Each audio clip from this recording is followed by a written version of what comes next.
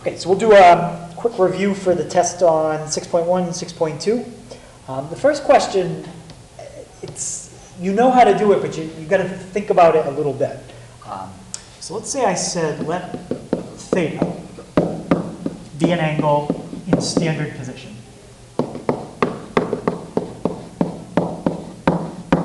I want you to find what quadrant the terminal side would be in under certain conditions. Okay? So what quadrant is the terminal side in?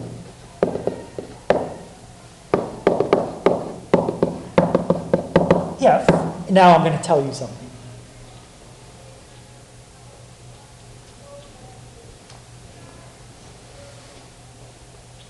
Okay, let's suppose that the tangent of the angle is positive or greater than 0. Okay, so the tangent of the angle is greater than 0, and the sine of the angle is negative. So I'm giving you a few facts about the angle. I want to know what quadrant the terminal side of this angle would be in. And the two hints I'm telling you is if you take the tangent of the angle I'm thinking of, it'll be greater than 0. And if you take the sine of the angle I'm thinking of, it will be less than 0. You don't have to find the angle I'm thinking of. I just want to know what quadrant the terminal side would be in. Okay. So any question on what it's asking? All right, so now let's draw our axes. And what are the 4 angles that are all on the quadrants?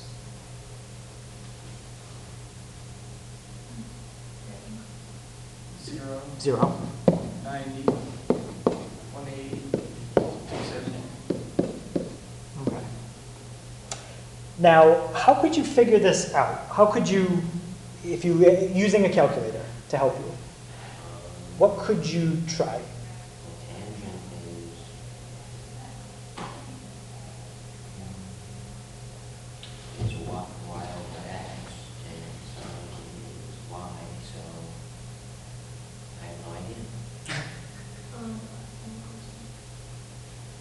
Okay, I wasn't thinking of doing it that way, but maybe we could do it that way.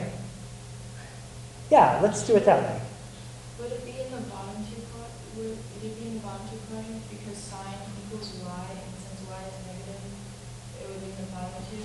And since tangent is y over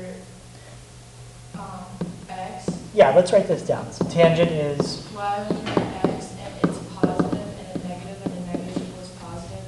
Would it be in 1, 2, 3? Would it be in quadrant 3? yes. The answer would be in quadrant 3. Because I don't know. I just spoke out loud and it came out. so tangent is y over x, sine is y. I'm asking you where the sine is what? Negative. So in what quadrants is the sine equal to a negative? So where y is negative? Where is y 3 or negative? 4. 3 or 4. So if that's all I told you, that's not enough information. That's why I gave you a second fact. I want to know where the tangent is positive. So let's kind of shade in. Let's let sine be green. Okay, so where is that true? Sine is negative in quadrants 3 or 4. Now, I want to know where tangent is positive.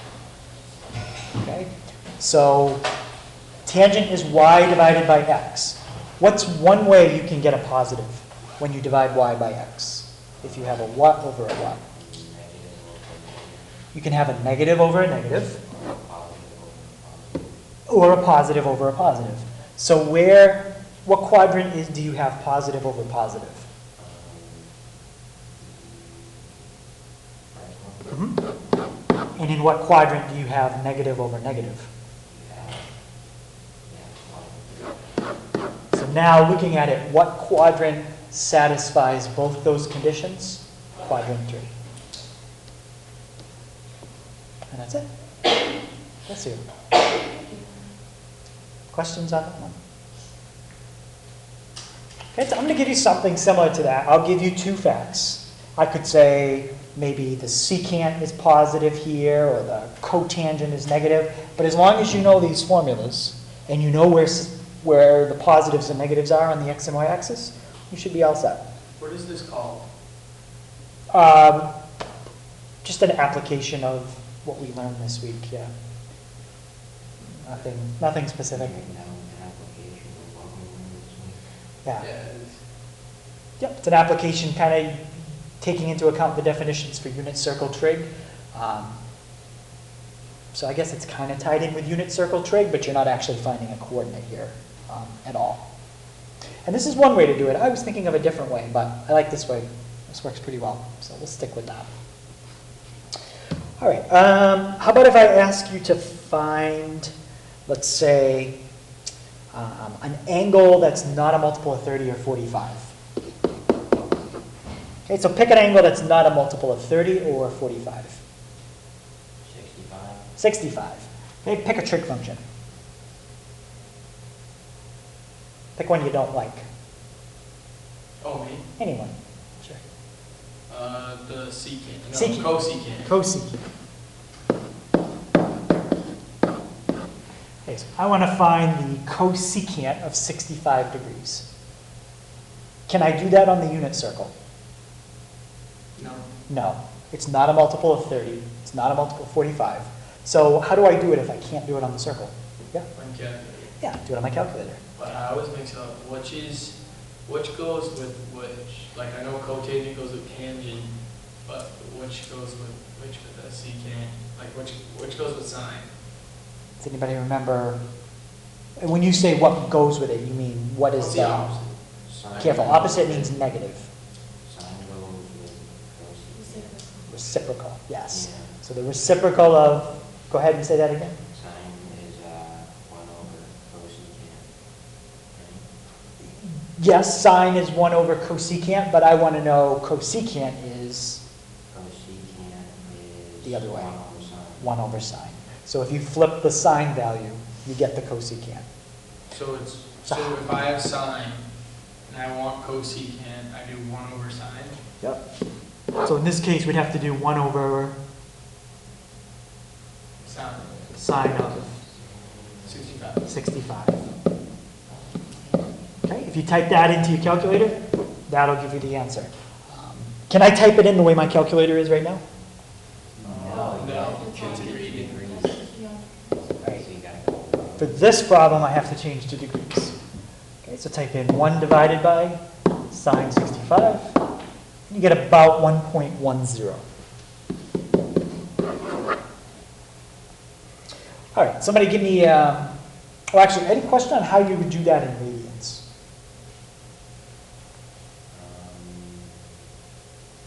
Do the exact same thing, except, You give us like a 1, say if it was 65 without it, and you just put it in there.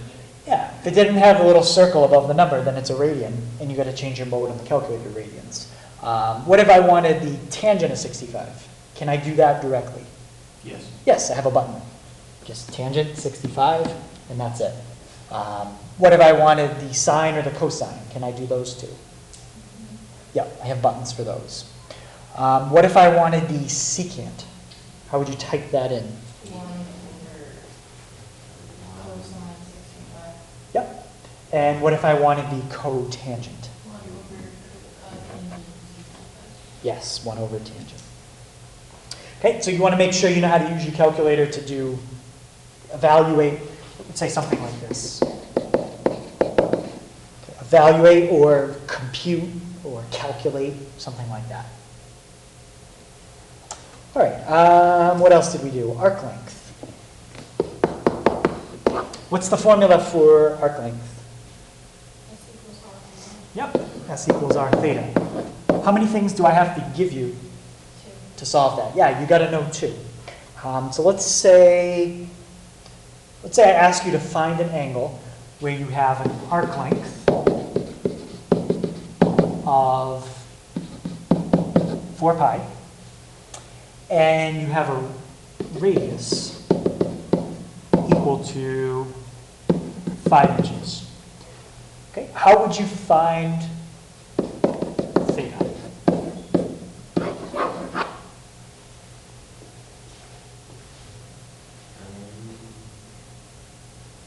You gotta plug it in. Yeah. Okay, what would you plug in where? You could put 5 in for R and 4 pi in for theta. Nope, not quite. Oh, find theta, so 4 pi in for S. Right, arc length is S. Okay, so plug in 4 pi for S, plug in 5 for R, and what do you plug in for theta?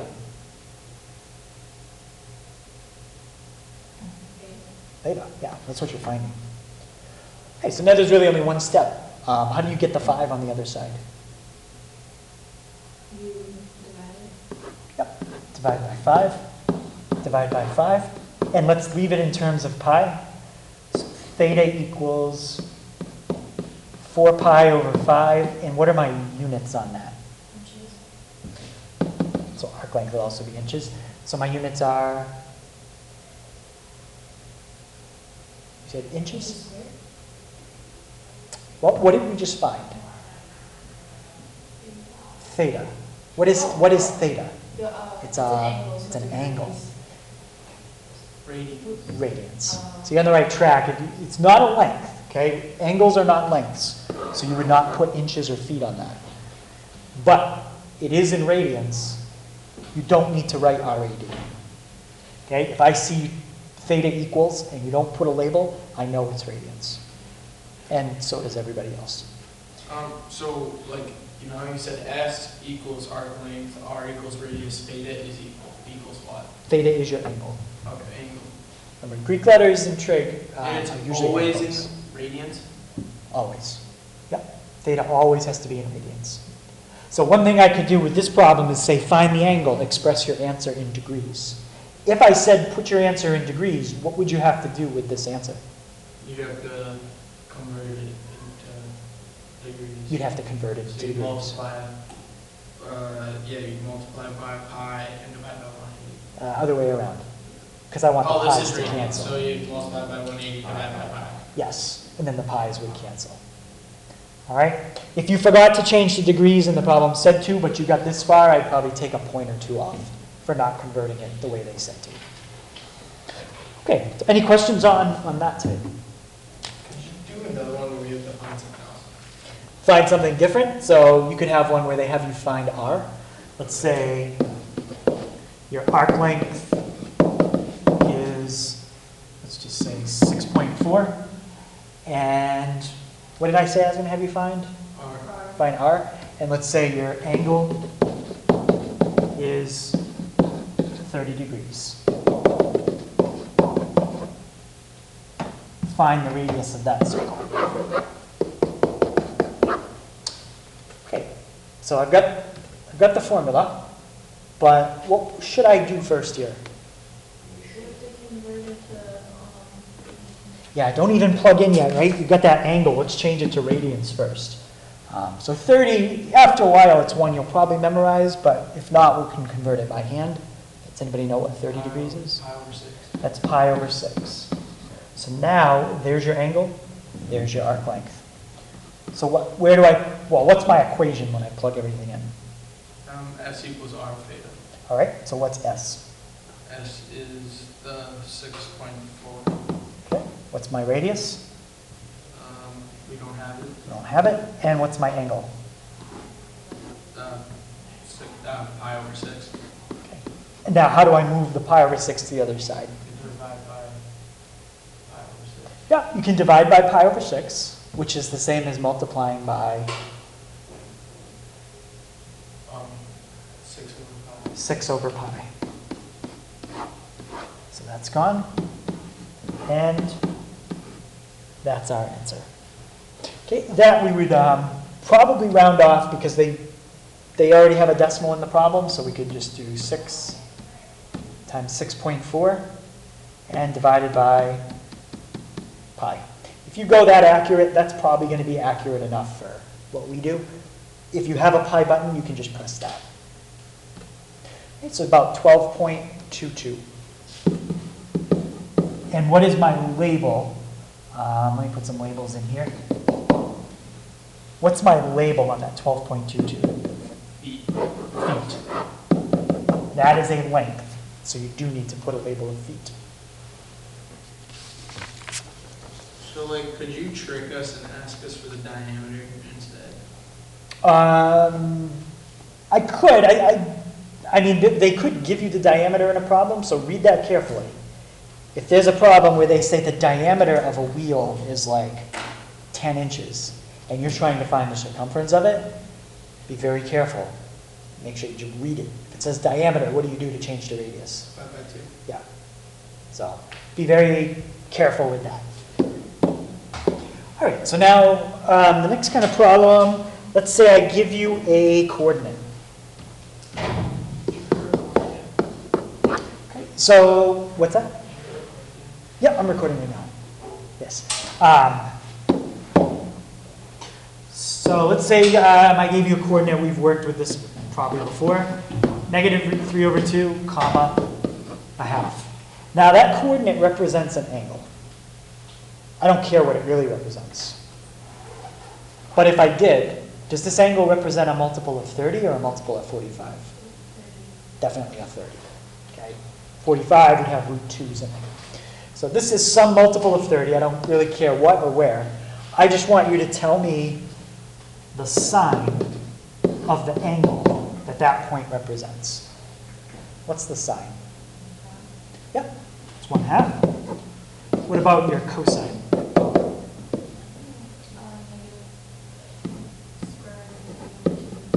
Okay. And what about your tangent? 1/2 over -√3/2.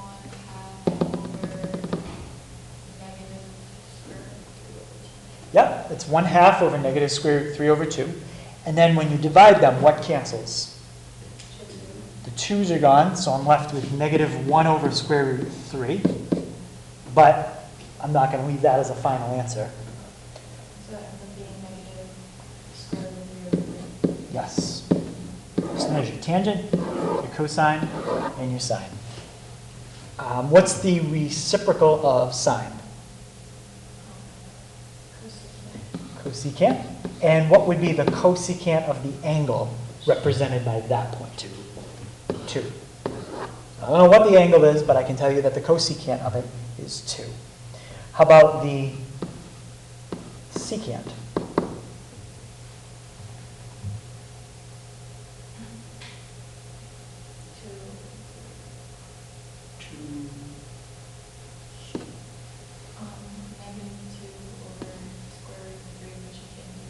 Yep, it would be -2 over the square root of 3, and then you'd multiply top and bottom by the square root of 3.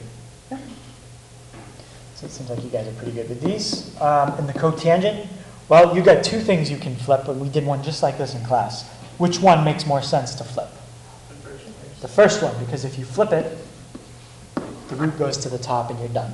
If you flip the second one, you've got to go through the whole process again. Okay, so there'll be a couple of these on the test. This would be 6 separate questions on the test. So I'll ask you 2 questions, and I'll give you the coordinate. Okay? Any questions on that? What do you call this? That's unit circle trig.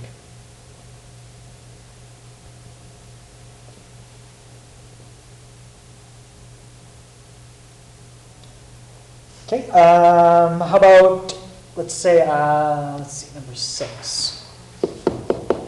Find an angle coterminal to, I don't know, pick an angle. I don't care, any number you want. 45.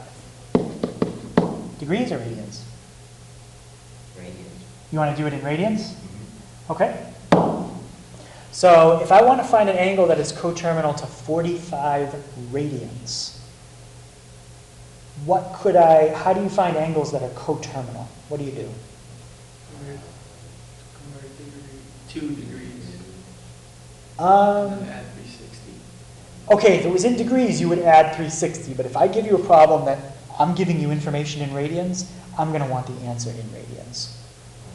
So what would you add or subtract to that? keeping it in radians. You know what? Nope. Pi. 2 pi. 2 pi. Oh. Okay, so you said add or subtract 360, right? 360 is the same as 2 pi in radians, right? So you could do 45, and the answer doesn't come out nice because I thought we would be doing this in degrees, but that's okay. Thanks.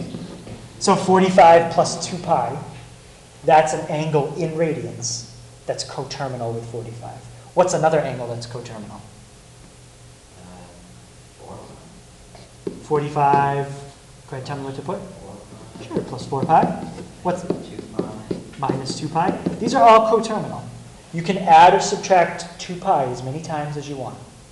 So 2 pi, 4 pi, 6 pi, 8 pi. If you're doing it in degrees, it would be like adding 360, adding 720, subtracting 360, subtracting 720, and so on.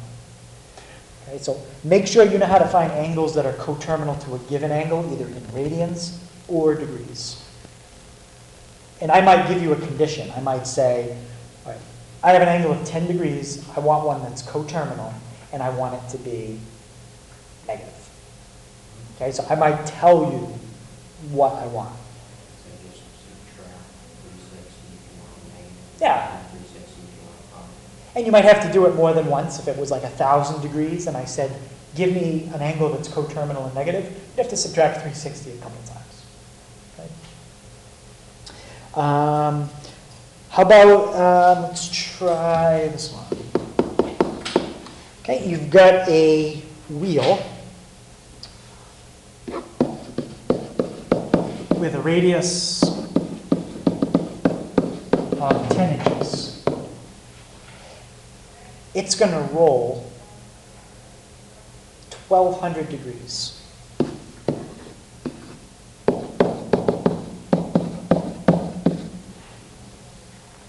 Find how far the wheel rolls.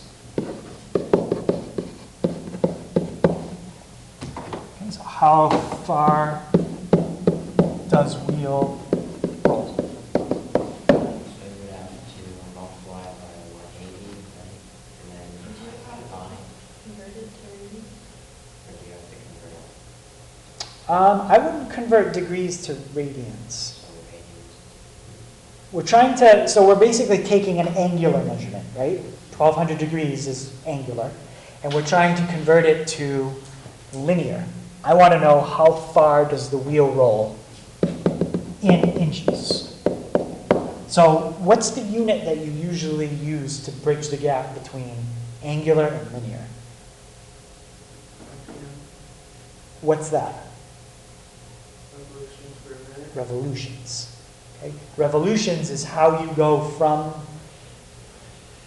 angular to linear. So step one is, how many revolutions did this wheel make? How would I figure out how many revolutions 1,200 degrees is? Yeah, so take 1,200, divide by 360, and we made 3 1/3 revolutions.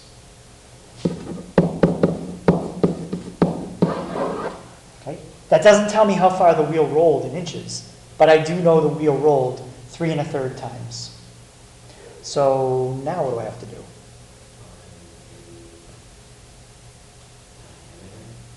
I have the diameter if I want it. It's 20 inches.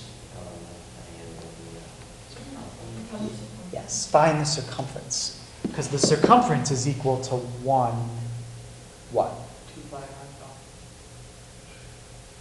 1 revolution. The circumference is 1 revolution. So if we know how many inches in 1 revolution, we can easily figure out how many in 3 1/3 revolutions. So formula for circumference? 2 pi. And what was my radius? 10. 10. What's 2 pi times 10? 25. So there's 20 pi inches. And that's 1 revolution. So now I'm making 3 1/3 revolutions. So what do I do? Multiply that by 3.33. Yeah, take 3 1/3 revolutions and then multiply by 20. multiply by pi. And that tells me the wheel rolled 209.4 Why you multiply by pi again? because it was 20 pi. Oh. 209.4 inches. Okay, so any questions on how we got that? Now, if I said one more step, if I said, okay, tell me how many feet the wheel rolled, what would you do with that number? By 12. You could divide by 12. Okay. All right. So some more problems using the calculator, some arc problems, coterminal. All right, so the last two questions on the test, I told you one of them would be a bonus. Okay, I'm not going to go over it because it's a bonus, but I'll just tell you what the bonus is. It's finding a power model. See you, John. Okay, so we talked about how to find a power model. That was the week of, I think it was the week of Thanksgiving, and it was something you do on the calculator. So there is a video on it, and it's also in your book. But I think the video might be easier to understand because you can see the buttons that I press to do it. Okay, the form of a power model is this. Y equals AX to the M. That's what a power model looks like. All right, so if you can figure out how to do that, there'll be a bonus question on the test for that. Okay, and then the last question is going to be a trig identity. Can someone give me the one from class? It was the last example from Bree, from your class, not from your class, David. It's the one I think I assigned for homework. It was a fraction. It's cotangent divided by cosecant. Okay. So this is very similar to what the one on the test is going to be. So directions here would just say simplify. So the way you simplify it is change everything here to sines and cosines, and hopefully something cancels out. Does anybody remember how you can rewrite cotangent in terms of just sine and cosine? You can write it as 1 over tangent, but that won't help. Never mind. Start off with the homework, it makes no sense. Yeah, you gotta Cosine try to over simplify. sine? Yep, you can write it as cosine over sine. And what about the denominator?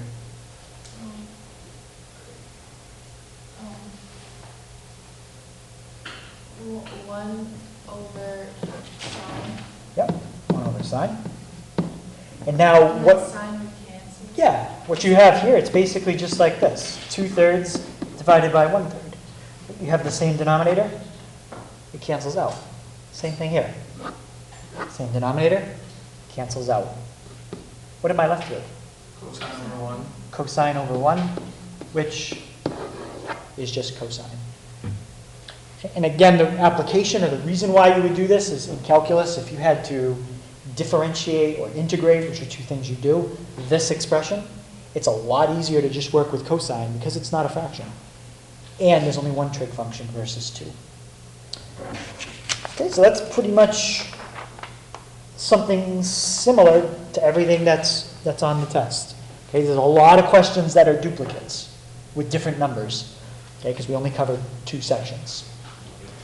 All right, so really there's only about, I would say, 9 or 10 different kinds of problems, and then 4 or 5 repeats with different numbers. Okay, so it's a total, I think, about 14 questions.